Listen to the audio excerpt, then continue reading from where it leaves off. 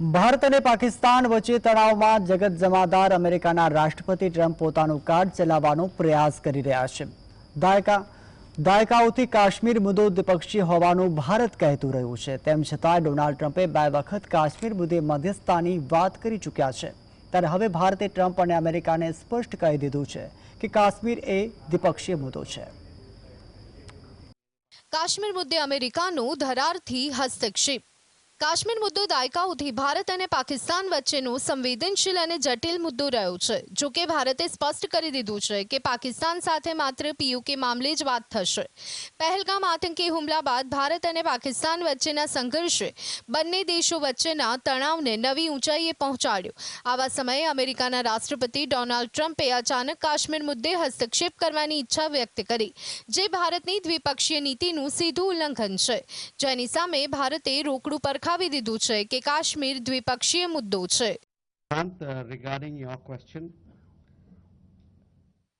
as you are aware, we have a long-standing national position that any issues pertaining to the Union territory of Jammu and Kashmir have to be addressed by India and Pakistan bilaterally. That stated policy has not changed. As you are aware, the outstanding matter is the vacation of illegally occupied Indian territory by Pakistan. Kashmir મુદ્દો સૌપ્રથમ 1948માં સંયુક્ત રાષ્ટ્રસંઘમાં પહોંચ્યો હતો, જેની સામે ભારતે સખત વિરોધ નોંધાવ્યો। વર્ષ 1972ના શિમલા કરારમાં ભારત અને પાકિસ્તાન વચ્ચે સ્પષ્ટ સમજૂતી થઈ હતી કે કાશ્મીર મુદ્દો દ્વિપક્ષીય છે અને તેનું સમાધાન બંને દેશો વચ્ચેની વાટાઘાટો દ્વારા થશે। આ કરારને અનુસરી અને ભારતના કોઈપણ વડાપ્રધાને આજ દિન સુધી કાશ્મીર મુદ્દે કોઈ ત્રીજા દેશના હસ્તક્ષેપને મંજૂરી આપી નથી।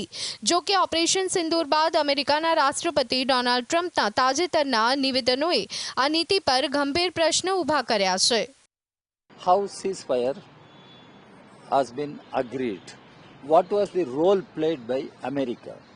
Even now, America claims many things. It is because of Donald Trump and American administration, both India and Pakistan agreed for ceasefire.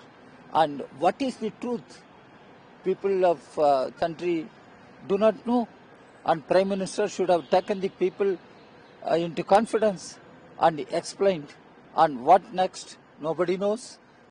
ટ્રમ્પે જાહેરમાં નિવેદનમાં દાવો કર્યો કે તેમણે વેપારની ધમકીઓનો ઉપયોગ કરી ભારત અને પાકિસ્તાન વચ્ચે સમાધાન કરાવ્યું છે।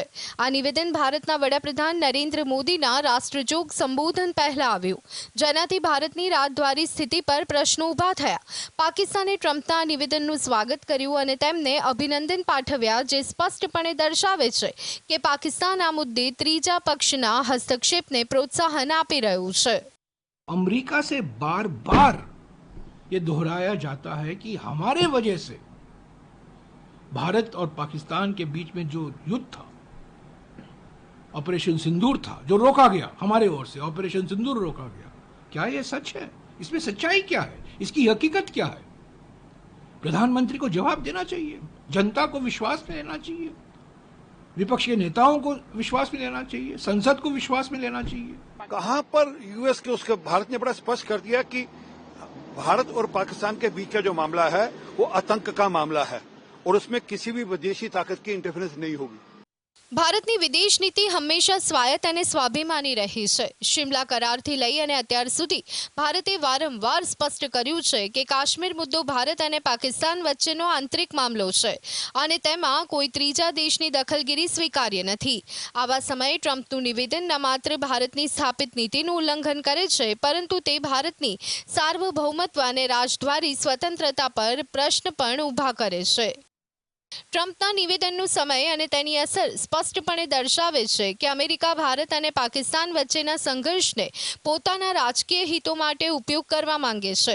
ત્યારે હવે દેશના વિદેશ મંત્રાલયે અમેરિકાને પણ સ્પષ્ટ જણાવી દીધું છે કે કાશ્મીર દ્વિપક્ષીય મુદ્દો છે અને તેમાં ત્રીજી પક્ષની દખલગીરી સ્વીકાર્ય નથી। Bureau report, GSTV।